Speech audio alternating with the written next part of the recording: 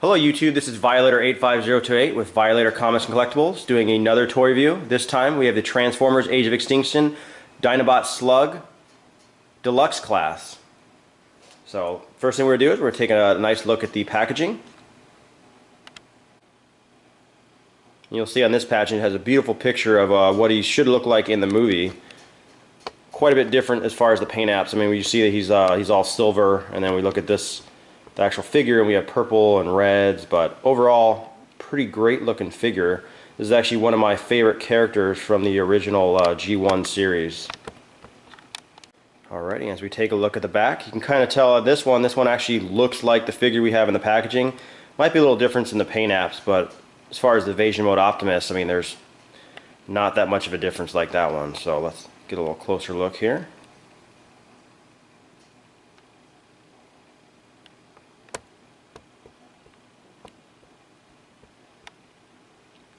Alright, let's get this figure opened up.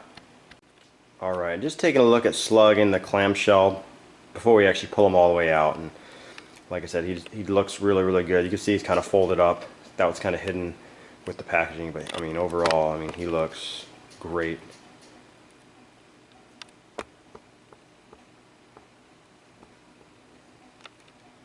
So alright, let's get him opened up. Alright, so here we have Slug. And the first real thing that I noticed about him is he's got a lot of rubber on him.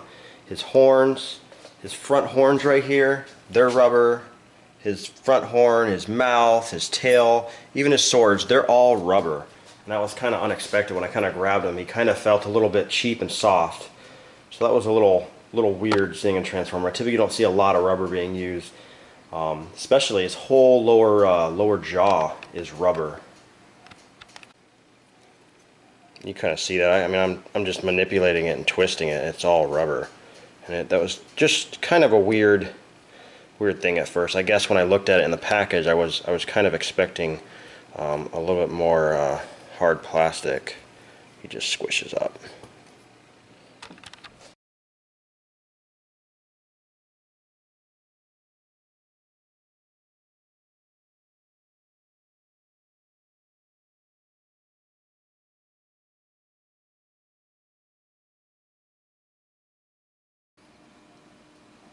You can kind of see from the underside, he looks kind of hollow on the inside, so I'm assuming he kind of opens up. He's kind of a clamshell of the actual robot. So, but I mean, like I said, the paint looks really nice. I mean, I don't know if it's molded plastic but I mean, it's just the color looks great. I mean, the camera doesn't do it justice, even in the 1080p. Alright, so as far as the transformation, the first step they show is to put the tail up. And the second step is to fold the tail down. Then I want you to lift him up, and his little feet right here, you're going to fold these back just like this. Then what it looks like they have is you kind of straighten the leg out and pull this piece down on both sides. So you can kind of see the legs forming.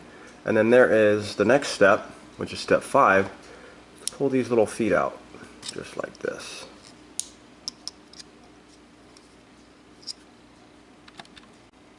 Alright, and then the next step is there's a little tab right above my finger.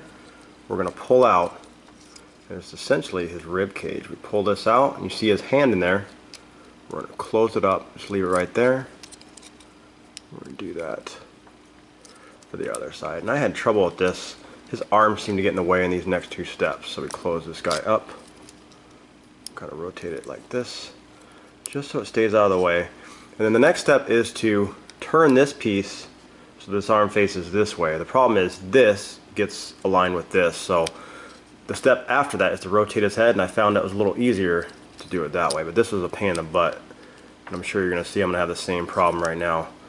And with these figures, they seem to like to have parts pop off if you can't rotate it correctly. So that's one.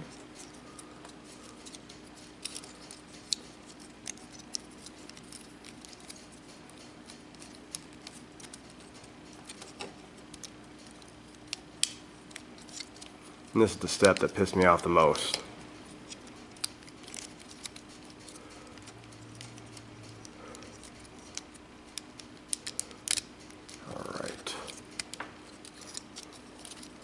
So essentially, once you're done messing around, he's going to look like this.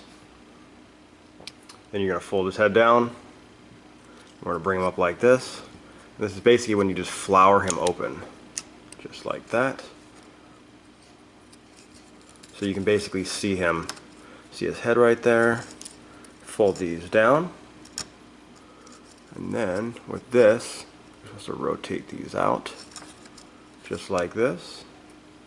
And the last step is there's a little tab, and it's right above my finger. You can barely see it.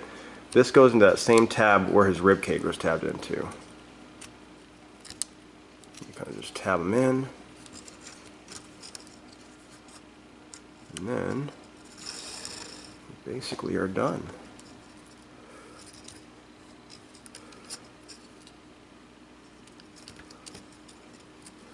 Alright, and then we have Dinobot Slug in robot mode.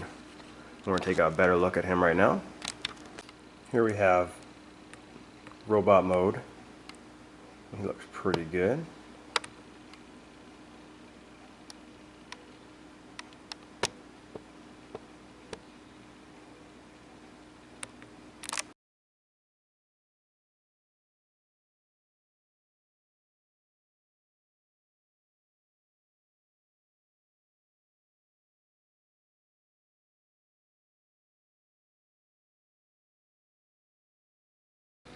So overall, I really like this figure. He's got really nice articulation. I mean, I'm also partial to Slug or Slag as far as G1 is concerned.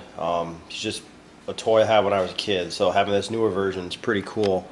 But I really like him. I mean, like I said, I'm not a big fan of the purple, but I mean, it does work, and it's kind of cool. He looks really, really good.